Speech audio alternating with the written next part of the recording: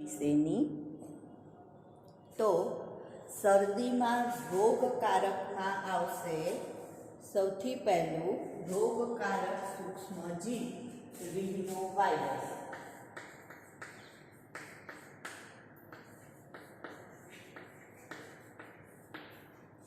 હવે એ વાયરસનો પ્રવેશ કેવી રીતે થાય? તો આ જે શરદી, ધારો કે આપણા ક્લાસમાં કે આપણી આજુબાજુમાં જો કોઈ પણ વ્યક્તિને શરદી થયેલી હોય તો એવા વ્યક્તિનું રૂમાલ અથવા તો એનો કાંસકો કે એની કોઈ પણ પેન કે એવું વાપરવાથી આપણને પણ શરદી થાય છે. તો આનું કારણ શું? તો જ્યારે પણ જે વ્યક્તિને શરદી થઈ હોય, હવે છીંક કે કંઈ પણ ખાય, ઉધરસ ખાય તો એ હાથ રાખે ને પછી એ હાથ ધોતા નથી. તો જે પણ મોઢામાંથી જ્યારે છીંક કે ઉધરસના કારણે જે પણ બેક્ટેરિયા, વાયરસ એના હાથ ઉપર, આ રીનો વાયરસ એના હાથ ઉપર આવશે.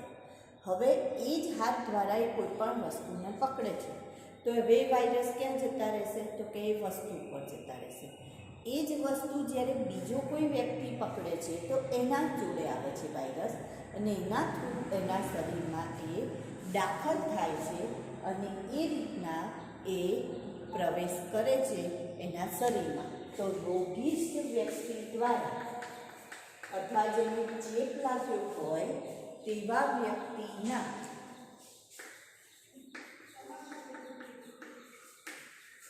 રૂમાલ,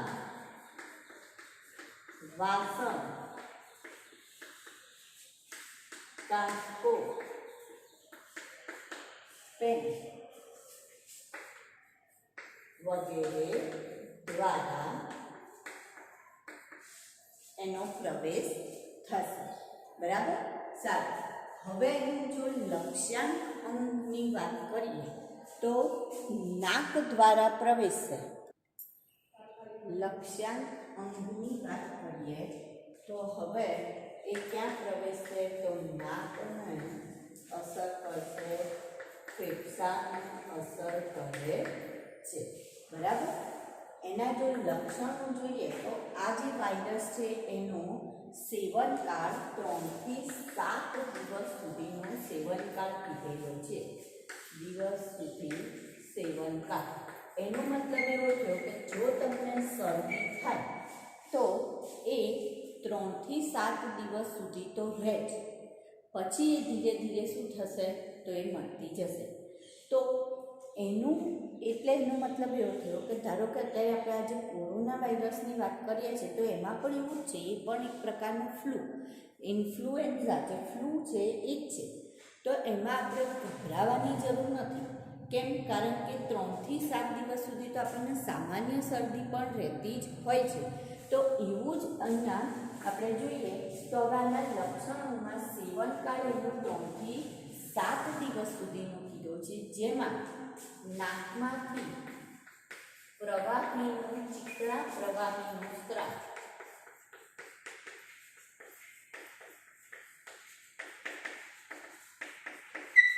બરાબર, નાકમાંથી ચીકણા પ્રવાહીનો સ્ત્રાવ થવો, બળતરા થવો, જે આપણી શ્વસન નળી હોય એમાં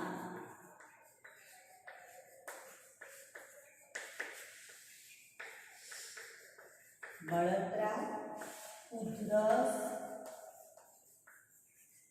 ઉધરસ આપવી, તાવ, ઠંડી લાગવી.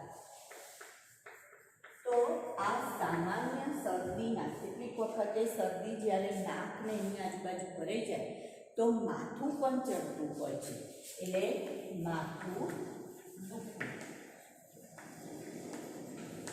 તો આ બધા જે લક્ષણો છે એ આપણે શેના લક્ષણો કહીએ છીએ? શરદીના લક્ષણો ગણીએ છીએ. હવે આપણે આ શરદીની વાત કરી, રોગકારક સૂક્ષ્મજીવ, પ્રવેશ, લક્ષ્યાંક અંગ અને લક્ષણો. હવે આપણે બીજો રોગ લેવાનો છે. અત્યારે આપણે એના બધા જુદા જુદા રોગોની વાત કરીએ છીએ. તો આ શરદી કોનાથી થતો રોગ છે? તો વાયરસ. આપણે ગઈ વખતે વાત કરી હતી બેક્ટેરિયાથી થતા બે રોગ. કયા બે રોગ હતા? તો પહેલો હતો ટાઇફોઇડ અને બીજો હતો ન્યુમોનિયા. તો તમને પ્રશ્ન એવી રીતના પણ પૂછાઈ શકે કે બેક્ટેરિયાથી થતા કોઈ પણ બે રોગના નામ આપી તેના વિશે જણાવો. અથવા તો જો તમને એવું પૂછાય કે હવે વાયરસથી થતા કોઈ પણ બે રોગના નામ આપી તેના વિશે જણાવો. તો પહેલો આપણે શરદીની વાત કરી, વાયરસથી થતા રોગની. બીજો આગળ એડ્સ વિશે આવે છે, પણ એ આપણે પછીથી વાત કરીશું ડિટેલમાં. હવે આપણે કૃમિથી થતા રોગની વાત કરીએ. તો કૃમિથી થતા રોગમાં એક છે એસ્કેરિયાસિસ. કયો રોગ છે? એસ્કેરિયાસિસ નામનો રોગ. શેનાથી થાય છે? કૃમિથી તથા રોગનું નામ છે એસ્કેરિયાસિસ. તો આની અંદર આપણે રોગકારકનું નામ જોઈએ. તો રોગકારક તમે એસ્કેરિયાસિસ વિશે ભણી ગયા છો. કયું છે? કોઈને ખ્યાલ આવે? તો આવશે કરમિયું. કયું આવશે? કરમિયું. તો કરમિયા દ્વારા રોગકારક સૂક્ષ્મજીવ કયું છે? કરમિયું. હવે એનો પ્રવેશ ક્યાંથી થશે અથવા તો શેના દ્વારા થશે? તો જે રોગિષ્ઠ વ્યક્તિ છે એ રોગિષ્ઠ વ્યક્તિ, આ જે કરમિયા છે એ પરોપજીવી છે. એટલે કોઈ પણ વ્યક્તિના આંતરડામાં પ્રવેશ કરતા હોય છે અને ત્યાંથી રોગિષ્ઠ વ્યક્તિના મળમાં તેના ઈંડા રહેલા હોય છે. હવે એ જ્યારે એનો ત્યાગ કરે, મળનો ત્યાગ આપણે જોઈએ છે કે ઘણી જગ્યાએ લોકો ખુલ્લામાં મળનો ત્યાગ કરતા હોય છે. તો એવી સમયે આ મળમાંથી ત્યાં માખી બેસે કે કંઈ પણ અને ત્યાંથી કોઈ ખોરાક ઉપર બેસે તો એના કારણે એ બીજા કોઈ વ્યક્તિના શરીરમાં દાખલ થતું હોય છે. તો લક્ષ્યાંક અંગ આવશે આંતરડું. ક્યાં પહોંચી જાય છે? આંતરડામાં. ક્યાં પહોંચે છે? આંતરડામાં પહોંચે છે. બરાબર.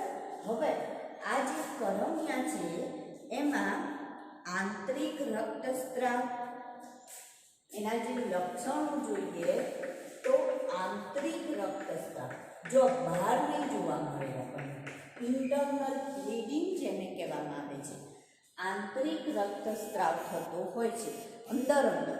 આ એક પ્રકારનું ઉધઈ જેવું કહેવાય કે જેમ ઉધઈ શું કરે છે? લાકડાને અંદરથી કોતરી કાઢે છે.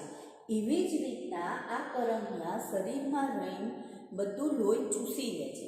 એટલે એવી વ્યક્તિ ગમે તેટલું ખાવાનું ખાય પણ એના શરીરમાં આપણને દેખાતું નથી.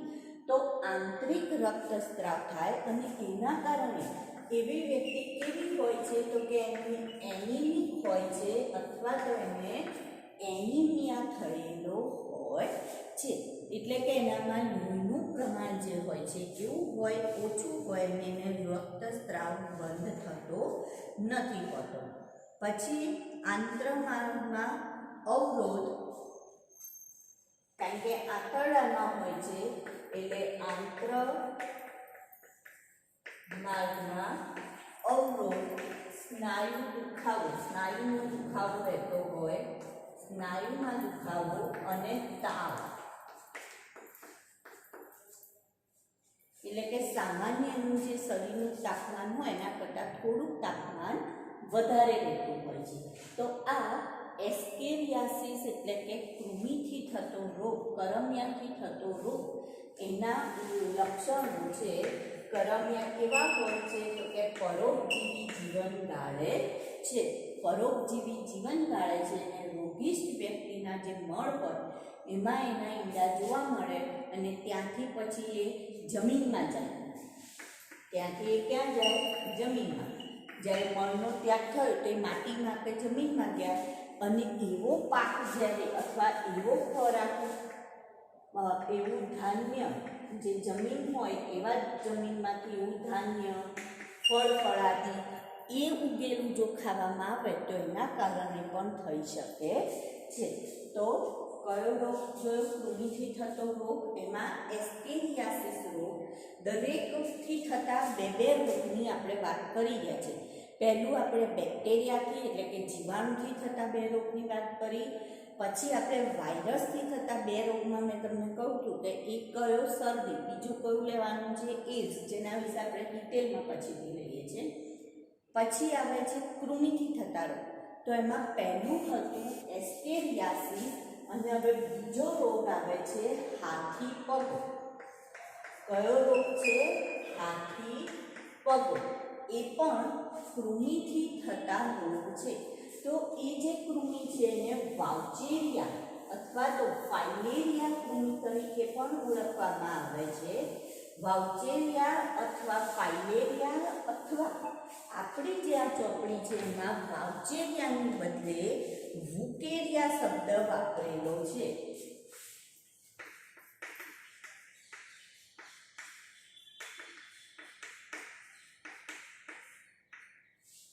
તો વુકેરિયા બેન્ક્રોફ્ટી અને બીજું વુકેરિયા મલાપી.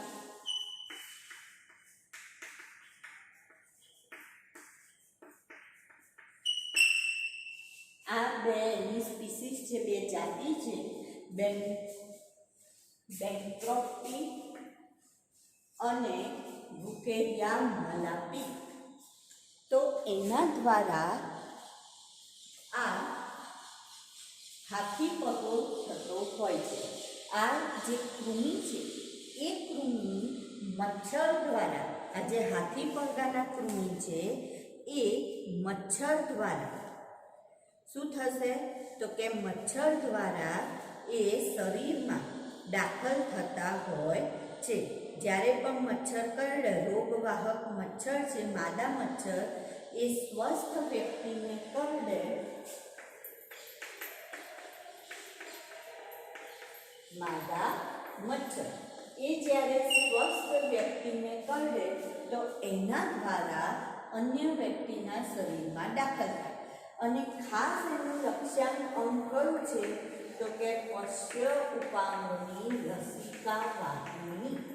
ત્યાં એ ખાસ કરીને અસર કરે છે. તો એના કારણે શું થશે? તો કે જે પગ છે, પશ્ય ઉપાંગ એટલે પગ, તો પગ જે છે એ સામાન્ય કરતાં તમને બહુ મોટો જાડો જોવા મળશે. જેને આપણે શેના તરીકે ઓળખીએ છીએ? તો હાથી પગા તરીકે ઓળખીએ છે. અને જો એ જનન અંગોમાં પહોંચી જાય તો જનન અંગો પણ ફૂલી જતા હોય છે અને એના કારણે એ પણ એકદમ મોટા બની જતા હોય છે. તો એના જે લક્ષણ છે એમાં આપણે કહીશું કે જનન જે પશ્ય ઉપાંગની લસિકા વાહિનીમાં સોજો. ત્યાં શું આવશે? સોજો આવે છે, બરાબર. અને જો જનન અંગોમાં પહોંચી જાય તો જનન અંગોમાં પણ એ શું કરે છે? વિકૃતિ સર્જે છે.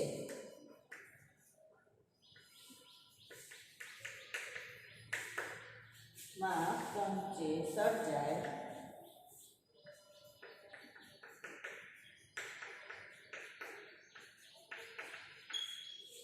મોટી વિકૃતિ સર્જે, જનન અંગોને અસર થાય તો મોટી વિકૃતિ સર્જાય છે.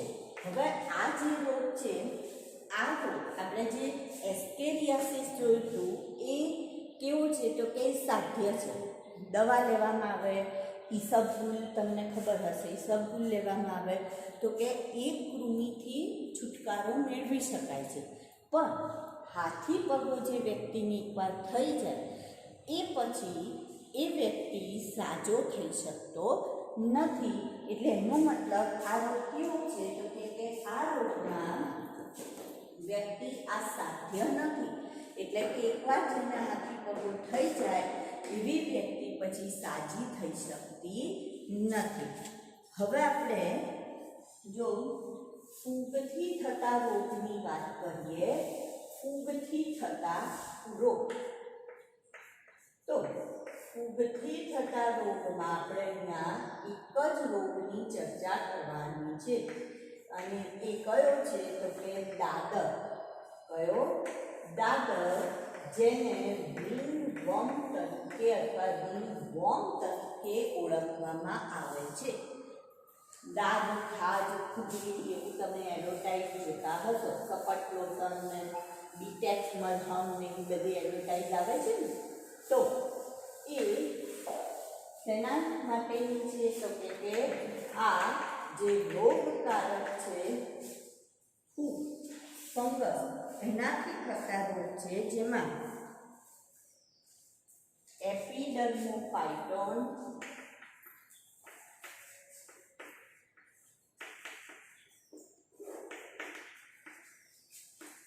ટ્રાઇકોડર્મા અને એપિડર્મોફાઇટોન, ટ્રાઇકોડર્મા અને ટ્રાઇકોમાઇક્રોસ્પોરમ.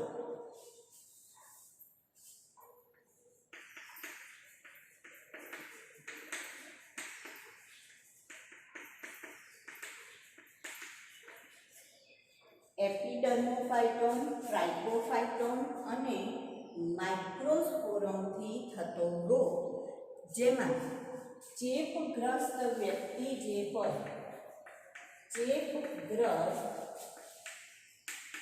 વ્યક્તિની વાપરેલી વસ્તુ દ્વારા, એને જે પણ વસ્તુ વાપરી હોય, તમે અત્યારે ખબર છે કે એડવર્ટાઇઝ આવે છે કે એક નાના બેબીનો જન્મ થાય, એના પપ્પા એને હાથમાં લેવા જાય, પછી ડૉક્ટર કે ઠેરો, અહીંયા એના આમ રેડ કલરનું આમ ચકામું થયેલું હોય, તો કે ઠેરો એ તો દાદ હે, ये आगे फैलेगा, ચેપી રોગ છે. તો એવા વ્યક્તિને, ચેપગ્રસ્ત વ્યક્તિની વાપરેલી કોઈ પણ વસ્તુ હોય એના દ્વારા આ પ્રવેશ કરે છે. હવે એનું લક્ષ્યાંક અંગ ખાસ કરીને કયું તો જાંઘ પ્રદેશ, એટલે કરચલીવાળા, જ્યાં આપણને પરસેવો વધારે થતો હોય તેવા પ્રદેશ. તો આપણે અહીંયા એવું કહીશું પરસેવો વધારે થતો હોય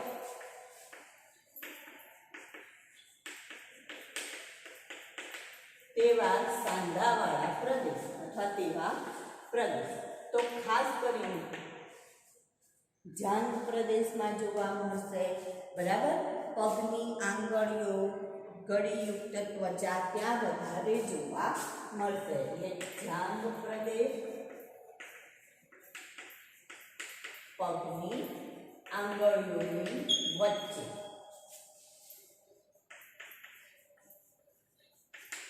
ત્યાં વધારે જોવા મળશે.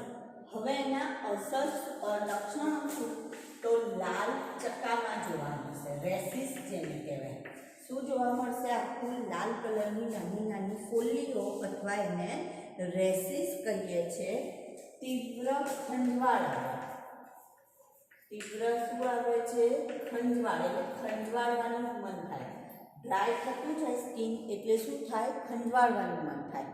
અને જે નખ છે, ત્વચા છે, ત્યાં તમને ઉઝરડા જોવા મળે. ઉઝરડા એટલે સ્કિન કેવી તો વ્હાઈટ વ્હાઈટ ફોતરીઓ જેવું ઉખડતું તમને જોવા મળશે. તો ત્વચા, નખ ઉપર ઉઝરડા, ત્વચા, નખ ઉપર ઉઝરડા. ઉઝરડાનો મતલબ મેં શું કહ્યું તમને? વ્હાઈટ વ્હાઈટ ફોતરીઓ જે ઉખડતી હોય એના જેવું જોવા મળશે. તો આ કયો રોગ થયો? દાદર, જે કોના દ્વારા થાય છે તો કે ફૂગ દ્વારા થતો રોગ છે. હવે એનાથી આગળ આપણે પ્રજીવ દ્વારા થતા રોગની વાત કરીએ. તો પ્રજીવ દ્વારા થતા રોગમાં કયા રોગની વાત આવે છે? તો એક આવે છે મેલેરિયા અને બીજો આવે છે અમીબીય મરડો. અમીબીય મરડો કોના દ્વારા થાય છે? પ્રજીવ દ્વારા થતો રોગ અમીબીય મરડો, જેમાં રોગકારક છે એન્ટેમીબા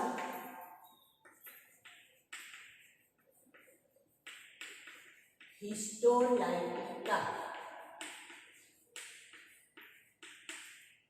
એન્ટેમીબા હિસ્ટોલાઇટિકા આ રોગકારક છે, અમીબા છે પ્રકારનું, જે શેના માટે જવાબદાર છે? તો કે મરડા માટે જવાબદાર છે.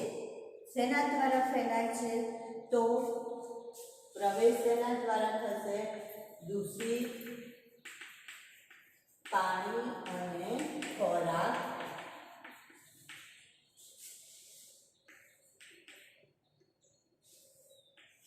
પર ઘરમાંથી બેસતા એનો શું થશે? ફેલાવો થશે. આપણે જે પણ ખોરાક કે દૂષિત પાણી કે કંઈ પણ હોય એના પર માખી બેસે, ઘર માખી એટલે કે પાળેલી માખી નહીં, ટૂંકમાં જે માખીઓ હોય છે માખી એ બેસે અને ત્યાંથી પછી આપણા ખોરાક ઉપર બેસે, તો એના કારણે થાય છે. જો લક્ષ્યાંક અંક લઈએ તો આંતરડું અથવા આંતરમાળ. હવે એમાં લક્ષણો, તો આ પણ એક પ્રકારનું ડાયરિયા જ છે, બરાબર, જે ઝાડા થતા હોય તે જ છે. પણ તફાવત શું જોવા મળશે? એકદમ જે લેટ્રિન હોય એકદમ ઢીલું થાય. ડાયરિયામાં આપણને ખબર છે કે પાણી જેવું લેટ્રિન થતું હોય છે, પણ તફાવત શું? તો કે આમાં જોડે જોડે રુધિર પણ આવતું હોય છે, બરાબર, જે ચીકાશ પડતું હોય છે. એટલે એનો મતલબ કે આંતરડામાંથી ઘસાઈને આવે છે, આંતરડામાં ઘસારો લાગે છે અને ઘસારાના કારણે રુધિરવાળું ચીકણું એટલે રક્તસ્રાવવાળું ચીકણું શ્લેષ્મા રુધિરની ગાંઠો મળમાં જે મળ હોય, એટલે આમાં આપણે પહેલું જો કબજિયાત, પહેલું શું આવશે? કબજિયાત. પહેલું લક્ષણ એનું શું આવશે? કબજિયાત. બીજું આવશે ઉદરમાં દુખાવો.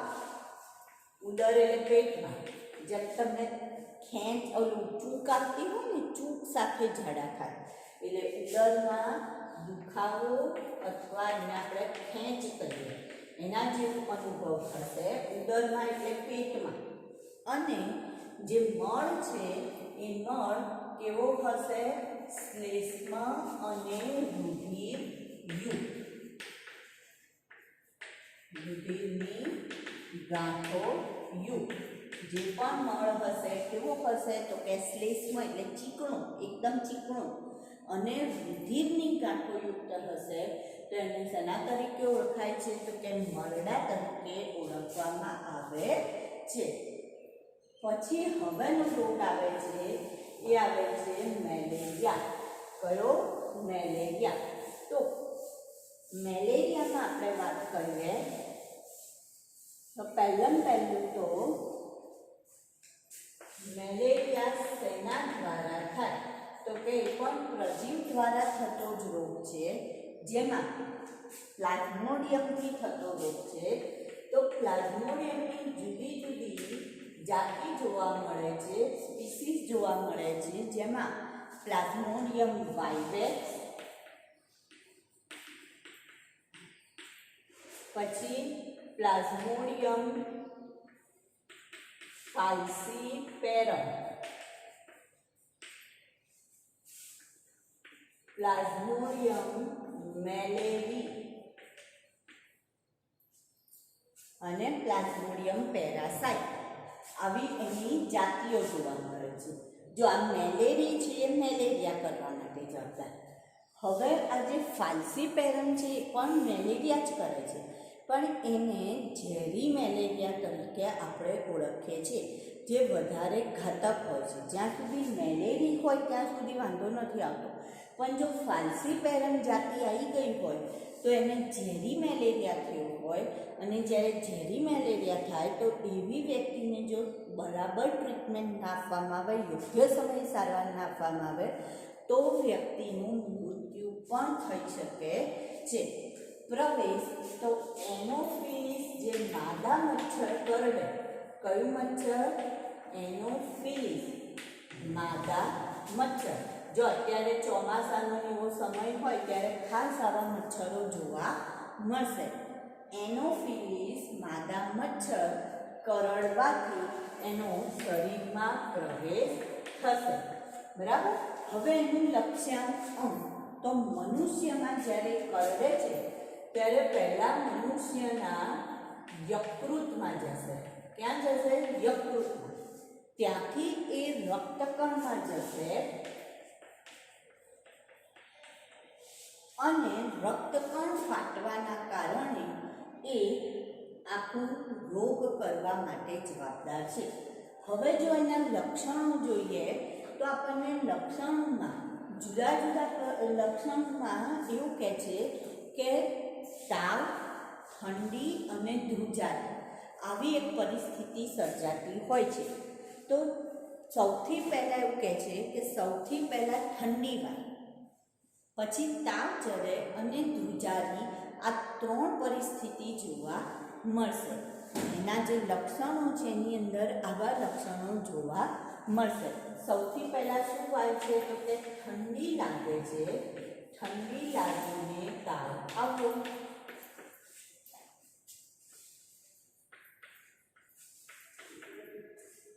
ઠંડી લાગીને તાવ આવે એટલે એને આપણે ખાસ કરીને શેમાં ગણીએ છીએ તો કે મેલેરિયામાં ગણીએ છીએ. બીજું માથું દુખે, શરીરમાં કળતર એટલે જે શરીર હોય એમાં પણ દુખાવો થાય, શરીર પણ દુખે. બરાબર. એટલે શરીરમાં કળતર થતી હોય છે. તો આ એના સામાન્ય લક્ષણો થયા કે ખાસ કરીને આટલા લક્ષણો એના જોવા મળશે.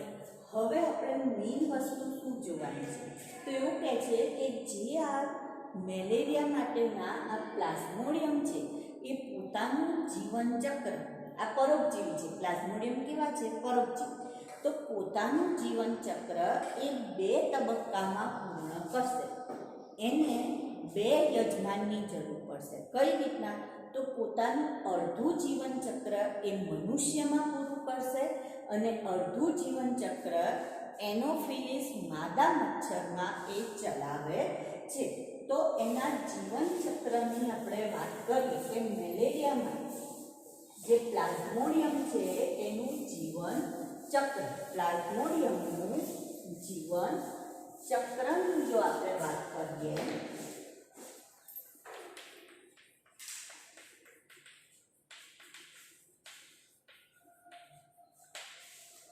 તો એનું અડધું જીવનચક્ર મેં શું કહ્યું ક્યાં પૂર્ણ થાય છે? એનોફિલિસ માદા મચ્છરમાં.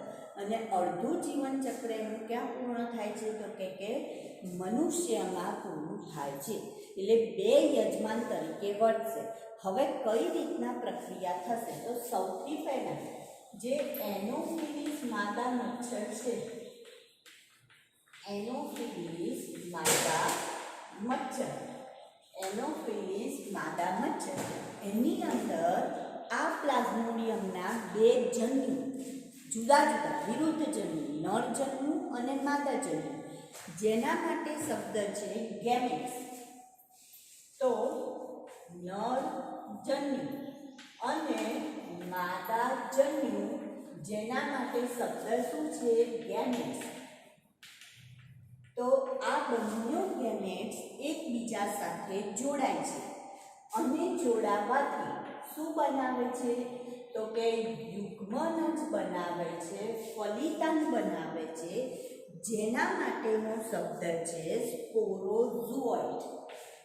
જેના માટેનો શબ્દ શું છે? સ્પોરોઝુઓઇડ. બરાબર. સારું. હવે અહીંયા જો 2 વિરુદ્ધ જન્યુઓ, જ્યારે વિરુદ્ધ જાતિના વિરુદ્ધ જન્યુઓ એકબીજા સાથે જોડાય તો આને કયું પ્રજનન કહેવાય? લિંગિક, અલિંગિક. તો અહીંયા કયા પ્રકારનું પ્રજનન થયું તો કે લિંગી પ્રજનન થાય છે, બરાબર.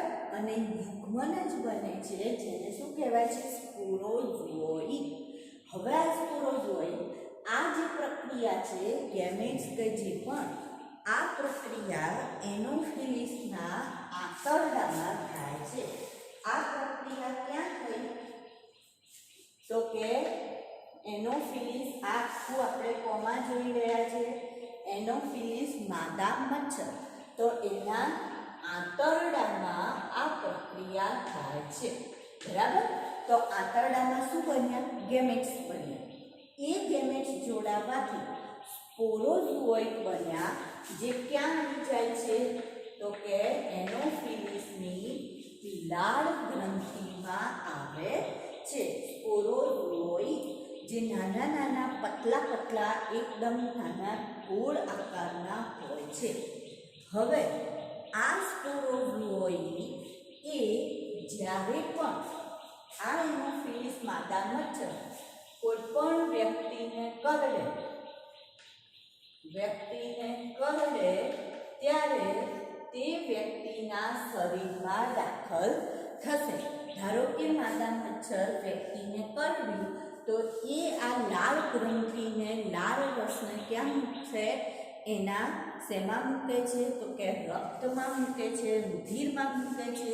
અને એનો મતલબ સ્પોરોઝોઇડ એના વ્યક્તિના શરીરમાં દાખલ થશે. તો હવે વ્યક્તિને કરડશે ત્યારે વ્યક્તિના યકૃતમાં શું દાખલ થશે? સ્પોરોઝોઇડ દાખલ થશે. યકૃતમાં સ્પોરોઝોઇડ દાખલ થયા. હવે આ જે સ્પોરોઝોઇડ છે એ પોતે ખોરાક મેળવશે. યકૃતમાંથી શું મેળવશે? ખોરાક. અને ખોરાક મેળવવાના કારણે એ લોકો કેવા બનશે? તો કે એ લોકો એકદમ જાડા અને માંસલ બને છે. ત્યાર પછી એ લોકો અલિંગી પ્રજનન કરશે. યકૃતમાં કયું પ્રજનન કરશે? અલિંગી.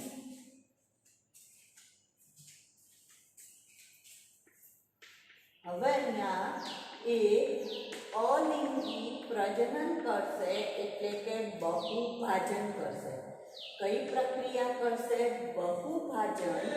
અને એની સંખ્યામાં વધારો થશે.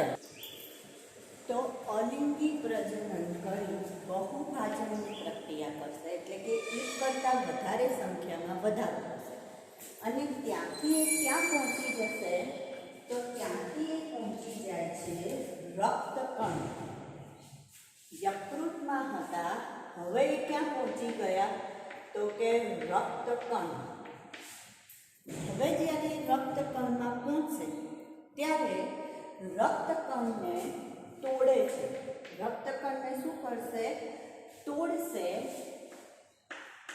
રક્તકણ તોડી એમાંથી મુક્ત થશે અને એના કારણે હિમોઝોઇન મુક્ત થશે. હિમોઝોઇન મુક્ત થશે.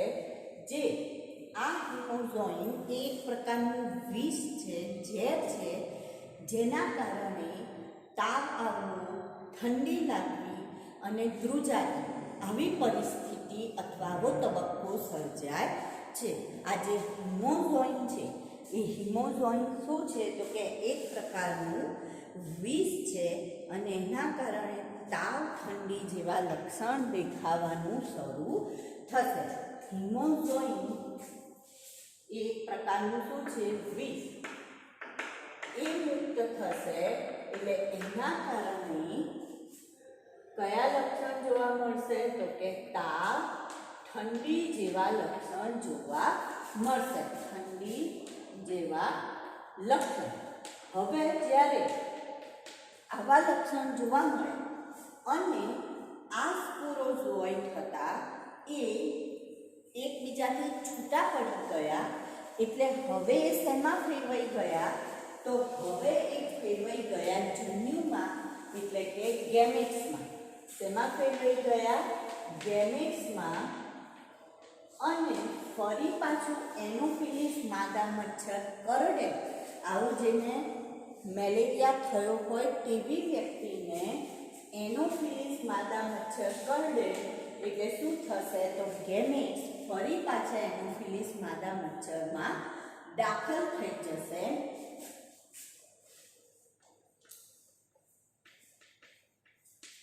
બરાબર.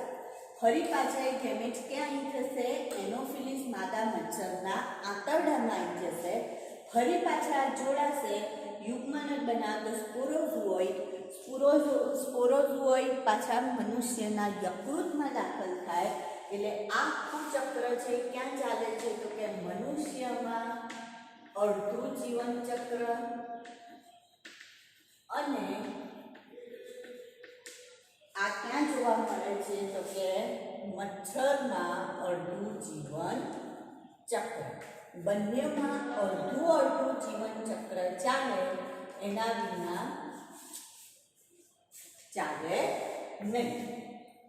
તો જો મચ્છર ના હોય, આ મચ્છરમાં જો ના પ્રવેશે તો ગેમેટ્સ ના બને. ગેમેટ્સ પાછા સ્પોરોઝોઇડ ના બનાવી શકે. અને જો સ્પોરોઝોઇડનું ફરી પાછું ગેમેટમાં રૂપાંતરણ ના થાય તો ફરી પાછી આ પ્રક્રિયા થાય નહીં. તો આ રીતના એનોફિલિસ જે છે એ પોતાનું જે જીવન ચક્ર છે એ આ રીતના પૂરું કરશે. બરાબર.